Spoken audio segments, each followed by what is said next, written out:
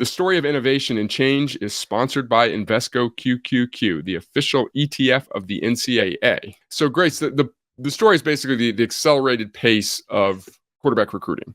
And we've noticed in recent years that all kids are committing earlier, but it's really pronounced at the quarterback position. I'm going to read some numbers here. There's a chart in Grace's story if you guys want to go check it out. And then you can talk about kind of what the theories are. We can all bounce around and kind of see if we can hone in on the main reason. But in the class of 2022, so by November 1st of 2020, so basically almost 2 years out, there was five quarterbacks had committed to the following class. Same point at the 23 cycle, 4 had committed. The 24 cycle, 5 had committed. By November 1st of this year, for the 25 class, 27 had committed.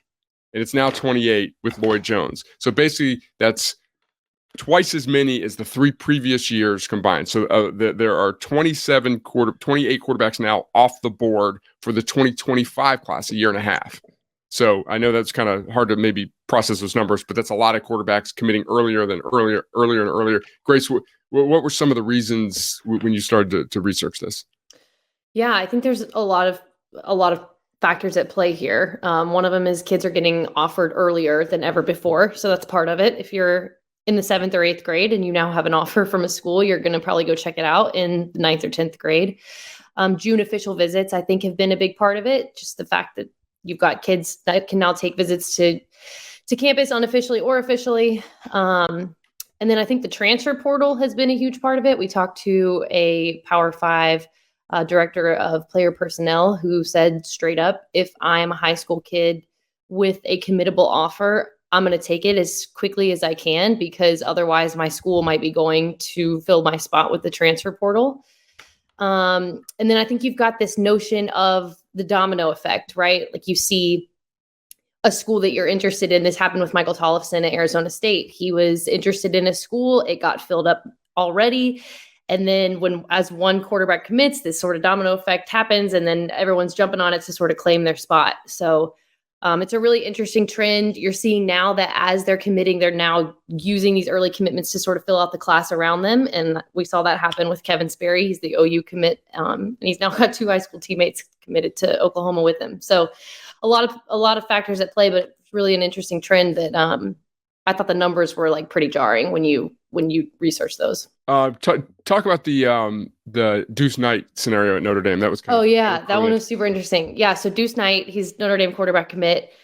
Notre Dame, he was his top choice. He felt like he wanted to be at Notre Dame. Notre Dame wanted him, but he wanted to hold off until he was certain. He's got 21 months or whatever until he signs.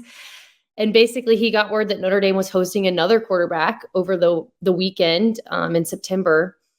And this quarterback wanted to commit, and he was just coming on the visit to make sure everything was what he thought it was, and he was ready to rumble with a commitment. And so once Deuce found out about that, he realized if I don't commit now, Notre Dame's going to take this commitment from this other kid, as they should, because, I thought he was pretty refreshingly honest. He's like, they don't know they're going to get me. Yeah. They should take him. He's like, why would they take a what if in my scenario over a solid yes in this other kid's scenario? And so that day he flipped a coin, and while the coin was in midair, he got clarity that he was hoping it would land on the Notre Dame side, and he went ahead and committed and locked up his spot. But that's how urgent this is, even though we're 2 years out from these kids showing up on campus. That's how urgent it is for them to secure their spot. And so he went ahead and did it. He was cool. I really liked him a lot. He was an asset too. I hope that's the lead, because that's also it's like, you didn't read it yet? I haven't read it yet. I went to the gym, and he's a little further down. Yeah. It's not. Flirted with making him the lead. It's not the lead. The lead's good. But I do think it's like kind of a cool thing of like, in the air, you're flipping a coin, which seems like an adolescent, immature way to make a decision, and then actually it turned out to be really revelatory because it's like, oh, it hit me. Yeah. And then it landed on Notre Dame anyway, which was kind of cool. The funny thing, Grace might have said that, but like he didn't necessarily flip a coin to decide. He flipped a coin so he could decide what he was rooting for. Like he said, basically flip the coin in the air, and then he's like, I was rooting for this side, and that's what happened. Like, so it was interesting, but it was never a question of Notre Dame or not. It was just Notre Dame now or not. Yeah, so I misspoke before. So it is 2 years. These guys, like at this point, these kids cannot sign for no, they can sign. They'll sign in Yeah, they'll sign a year from now, basically. yes. So he 15 months committed in from now. September, so that's still 15 Yes. months out. Yeah, and some of the kids were almost 2 years. almost 20, almost 20 months. Yeah, and I so all right, we'll start with you, then we'll go to Manny. Like, what do you heard Grace talk about all the different factors? Do you think it's, in my opinion, it's just sort of like the train gets rolling, and like once the first couple guys I think that's go, it. yeah, I think that there is a false or true sense of urgency where people are worried about spots. They want to lock up their spot. They see other people doing it, and they want to do it. But like the amount percentage-wise difference, like 5 times more than the previous year, is drastic. So like that would be the thing that'll be interesting to me more than that is that going to grow next year, or are we going to revert back to what it was, or tracking all the kids who have committed early now too, like where they end up. Like, Yeah. I think that there are for you, Grace, secondary stories that you can write as spinoffs of, like, well, people were committing early, and of these 25 or 26 guys, 8 ended up signing with where they were committed to at this moment. Yeah. That I think is interesting. So, that to me is, trendy and kind of like the whole point of this podcast. So I thought it was a really good idea by you and Mitch to get together and do that. And I'm kind of jealous I didn't do it.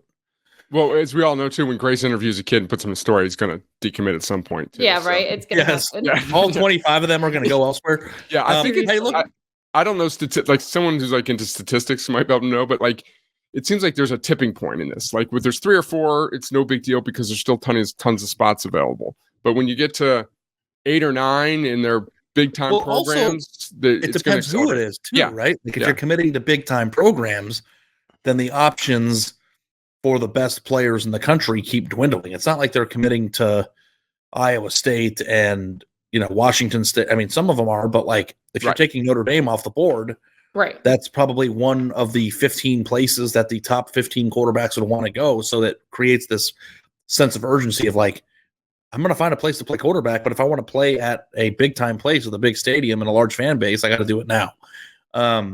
So yeah, definitely excited to read that. Many deep thoughts. I have a few. One that just came to mind now is I wonder how much of this, with how much coaching turnover we have year to year to year, right? Like you think of Tommy Rees leaving Notre Dame for Alabama and then bringing Tyler Buchner with him.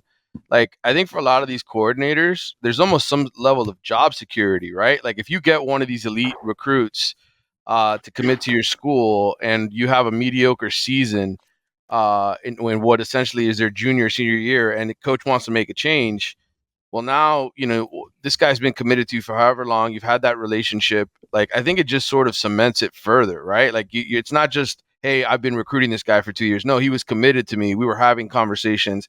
And I think in some ways there's an advantage maybe for some quarterback coaches and coordinators to raise their own value by kind of getting these guys to commit earlier. Especially if they end up changing jobs, or, let's say the coach decides, well, I'm not going to fire my coordinator because he's got a great relationship with this quarterback and I want this guy to come to my school. So that's one thought that I had in mind. And the other one is just the stat that Grace put in her story, which I think is awesome.